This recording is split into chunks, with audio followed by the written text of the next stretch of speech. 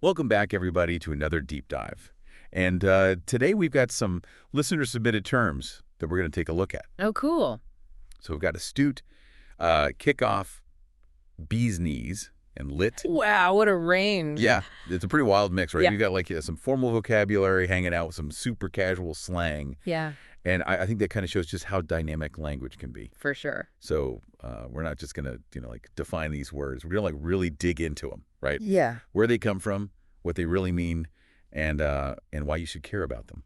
I think it's really interesting how these terms, even though they're, so different in how formal they are, they really show how language changes over time. Totally. Like they each have a very specific feeling that they try to get across. And I think if you really understand those nuances, then your communication is going to be so much stronger. Absolutely. Okay, so let's jump right in with astute. All right. So you call someone astute. It's not just like saying they're smart, right? It's definitely a deeper kind of intelligence. I think it's that ability to see like beyond what's right in front of you, to understand all of the implications of things. Yeah. Like almost like a chess player thinking, 5 steps ahead. Oh, that's good. They're 10 steps ahead. Yeah, okay, so let's break it down. Okay. So astute, the root of it is this Latin word astutus, which means like shrewd or clever. Interesting. And I think that really brings home this idea that being astute is about applying your intelligence strategically. Like, having a sense for when opportunity is going to knock or when, like, danger is coming. Right. You're using your smarts in a clever way. Exactly. And this makes you think about why this word is so important, Yeah. Especially in places like the business world or, like, in leadership. Total. Because someone who's able to make these really insightful, shrewd decisions that can totally change the game. Absolutely. It can make or break you in those situations. And our source actually uses astute in this sentence. Okay, let's hear it. She was astute enough to recognize the potential market opportunity and launched her business at the perfect time. Oh, wow. Like she didn't just get lucky, right? She saw something that other people missed. Yeah.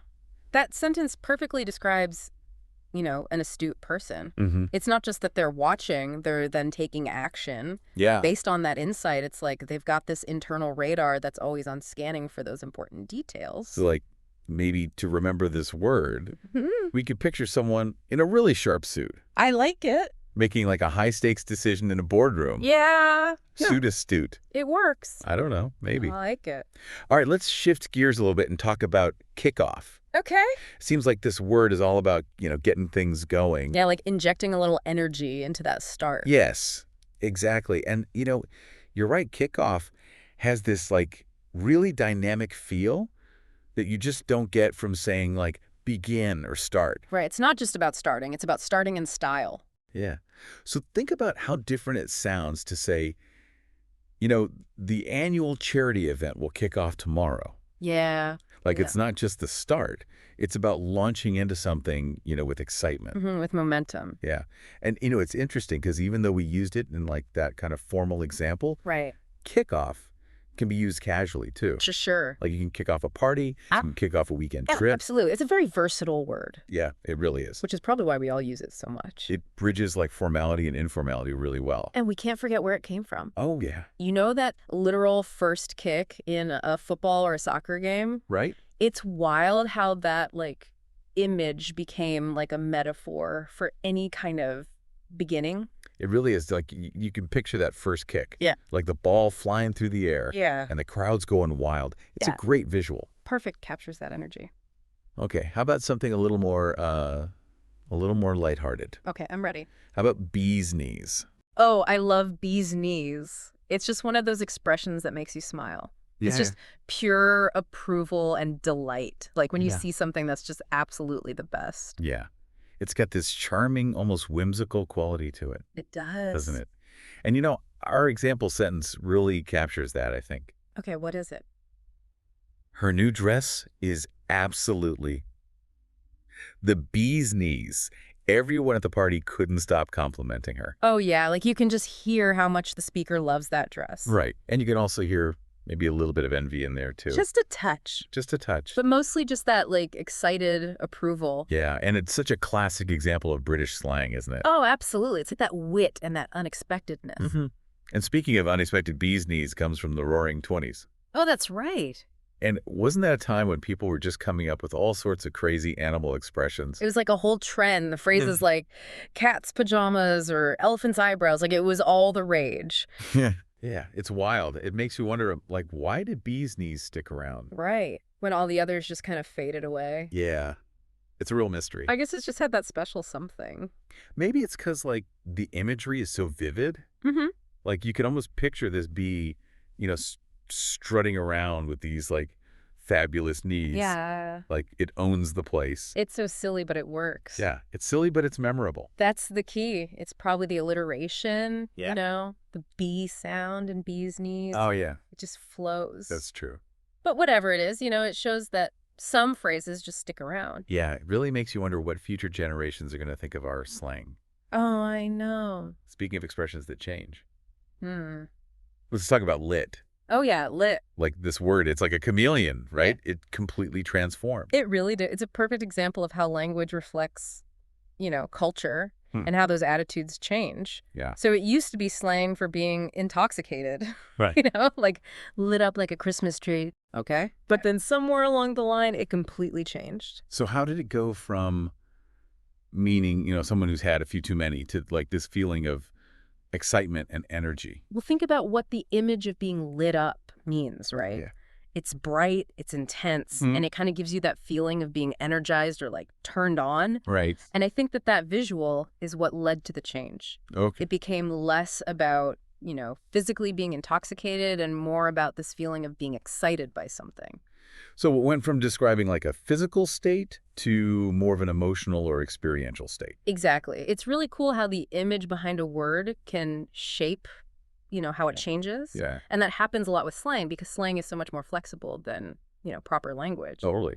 And it shows how language is like this living, breathing thing, always evolving, Mhm. always changing to reflect how we experience the world. Absolutely. But it's also important to remember context. Right, yeah. Like imagine using lit to describe your grandma's new sweater. Yeah, that would not go over well. Probably not. It's all about knowing your audience. Right. But back to lit. Yeah. It's everywhere in youth culture. Yeah. And it perfectly captures that feeling of, something being super cool or exciting. Yeah. It's like that sentence we have. Yeah. The concert last night was totally lit. The crowd was on fire from start to finish. I love that. Right. Like you can practically hear the energy in those words. That sentence is so good because it goes beyond just description. It brings in this idea of shared experience, Yeah. that collective energy that everyone's feeling. Yeah, it's more than just a concert. It's an experience. Yeah, it's an experience. And it's one that is electrifying and unforgettable. Yeah, it's lit. It's lit. So maybe the best way to remember what lit means Okay. is to picture a party that's just like, buzzing with energy. Yeah. Everyone's having fun. The music's loud. The lights are flashing. Okay. It's just lit. That's such a good visual, and it shows how much we connect words with our senses. Right. They don't Yeah. just learn words. We feel them. We see them. Yeah. It's like we're not just expanding our vocabulary. We're expanding our ability to experience the world. And our ability to describe it. Yeah. It's pretty amazing. It is. It's like language isn't just about communication. Mm-hmm. It's a way to understand culture, Yeah. history, Yeah. and the human experience as a whole.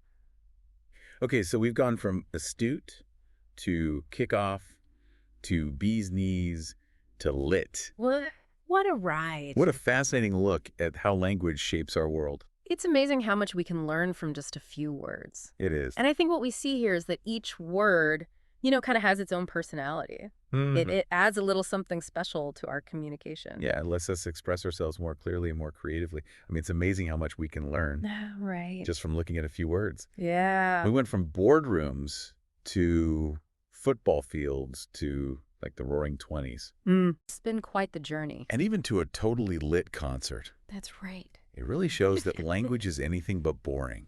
Oh, yeah, for sure. So how can our listeners, take these words beyond the dictionary, right? Yeah. And actually use them? I think the key is to think about them as tools, Okay. not just vocabulary. Yeah. They can really, add some depth and personality to how you communicate. So don't be afraid to try them out, Right. in different situations and see what works. Yeah. Like, for example, let's say you're at work Okay. and you want to compliment a coworker Okay. on their, sharp thinking, Mm-hmm. instead of just saying good job, Right. you could say like, that was a really astute observation. Oh, yeah. Like it shows that you're paying attention, Absolutely. and it just sounds a little more Stick sophisticated. out that extra oomph. Yeah. Or let's say you're planning a trip with some friends. Okay. You could say like, let's kick off our adventure with a hike in the mountains. Oh, like that. Right. Instead of just saying, let's start with a hike. It's got way more energy. Yeah. And hey, if you really want to impress your friends, Mm. you can always throw in bee's knees. Ooh, You yeah. know, like that new coffee shop downtown is the bee's knees. I love it. I got to check it out. It's just fun. Yeah. And it's memorable. Right. And, the more you experiment with new words and phrases, Yeah. the more confident you'll become Totally. in how you communicate. So as we wrap up this deep dive into, these linguistic adventures, we want to leave you with one thought. Yeah. Keep that curiosity about language alive. Yeah. Pay attention to the words you see. Mm-hmm. Look up where they come from. Right. Think about what they really mean. And most importantly, have fun with it. Exactly. Language is like a playground. Yeah. There's always something new to discover. So keep exploring, keep learning. And keep enriching your world with the magic of words. Until next time, happy exploring.